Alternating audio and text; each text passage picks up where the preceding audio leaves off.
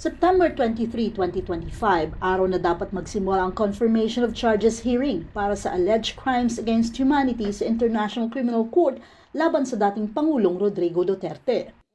Ipinagpaliban ito ng Pre-Trial Chamber 1 upang bigyan ng mga judge ng oras na timbangin ang kahilingan ng depensa na ihinto ang mga proceedings dahil may problema umano sa kalusugan ang 80 anyos na si Duterte. Ang kumpirmasyon ng mga reklamo na kung tawagin ay confirmation of charges ay isang bahagi ng proseso ng pre-trial sa ICC. Kung makukumpirma ito, tutuloy na ang kaso sa trial. 3 counts ng crimes against humanity resulting to murders ang isinulong ng prosecution. May kinalaman ito sa war on drugs ni Duterte noong siya ay mayor ng Davao mula 2013 hanggang 2016 at bilang Pangulo mula 2016 hanggang 2022. Ayon sa depensa, unfit to stand trial si Duterte dahil limitado na ang kakayanan nito na makapagbigay ng tamang instruksyon sa mga abogado at hindi na niya maalala ang mga bagay at oras, gayon din ang limitadong kapasidad sa complex reasoning. Parehong umaasa mga miyembro ng pamilya Duterte at mga pamilya ng mga biktima ng war on drugs na magkaroon ito ng resolusyon. Ang isa ay humihiling na palayain ng dating Pangulo sa lalong madaling panahon sa pamamagitan ng tinatawag na interim release. We are so sad that naantala.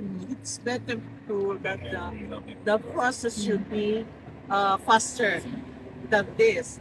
6 months na siya nasa loob, diba? 6 months. So, I think kung pwede lang sana, he would be released, interim release, granted sa kanya, that's okay na sa amin. Okay na sa amin. And besides, Rodrigo said, no, he is accepting everything. Whatever comes to him, he is accepting. I think, okay na daw siya yan. Yan ang sabi niya. Parang may acceptance na siya. Ang isa naman ay humihiling na kumpirmahin ang mga kaso upang siya ay makaharap sa paglilitis. Para sa abogadong si Cristina Conti na kumakatawan sa maraming pamilya ng mga biktima, hanggang ngayon ay walang kasiguraduhan kung at kailan maibibigay ang hustisya para sa kanila.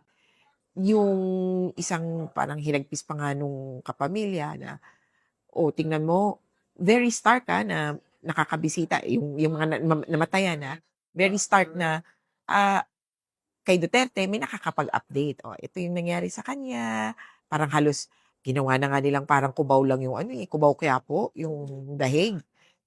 Every week, every other week, may bisita siya, may kapamilya. Samantalang sila, yung mga namatayan, saan mo dadalawin? Hindi pa nga nakaburol sa maayos na puntod. Yung mga dating namang nakulong, ang iniisip nila, nung panahon nga namin, hirap na hirap kaming bisitahin at wala kaming pera na mag-supply doon sa nakakulong.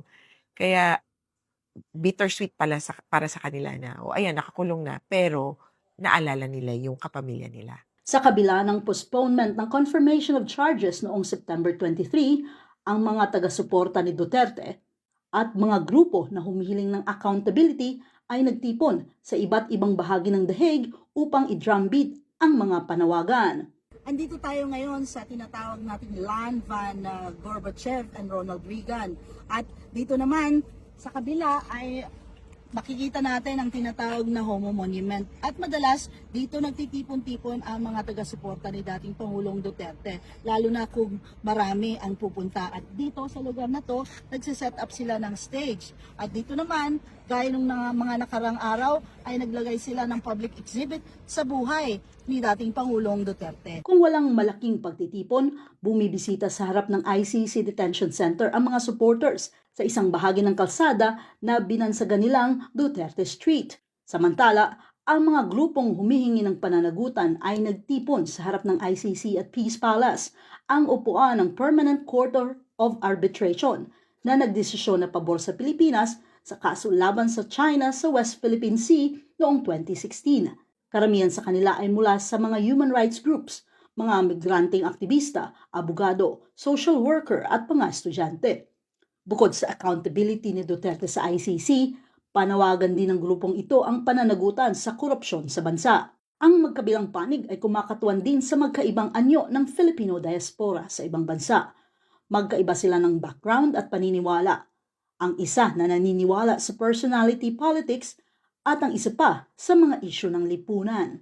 Ang nasa pagitan ng mga magkasalungat na grupong ito ay ang gusali, hindi kalayuan sa Scheveningen Beach ng The Hague, ang ICC. Mahigit 6 na buwan na simula ng maaresto at dalhin dito sa Netherlands si dating Pangulong Rodrigo Duterte. At dito sa glass building na ito, ang seat ng International Criminal Court, gaganapin ang mga proceedings sa reklamong alleged crimes against humanity laban sa kanya. Ang nasa pagitan ng mga magkasalungat na grupong ito ay ang gusali, hindi kalayuan sa Scheveningen Beach ng The Hague, ang ICC, kung saan isasagawa ang paglilitis kung ito ay matutuloy. Para sa mga biktima, ang ICC ang court of last resort dahil sa paniniwalang walang matatamong hustisya sa Pilipinas. Para naman sa mga kritiko ng ICC, ang pag-aresto kay Duterte ay may halong politika. The key messages, I would say, is to trust that there are independent and impartial judges who would apply the law, who would ensure the fairness of the proceedings, the full respect of the rights of everyone, of the defense, of the victims as well, and will judge only based on the rule of law, but also on the evidence that is available to them. Ang ICC ay binuo upang tugunan ng pinakamatinding krimen na banta sa international peace at justice.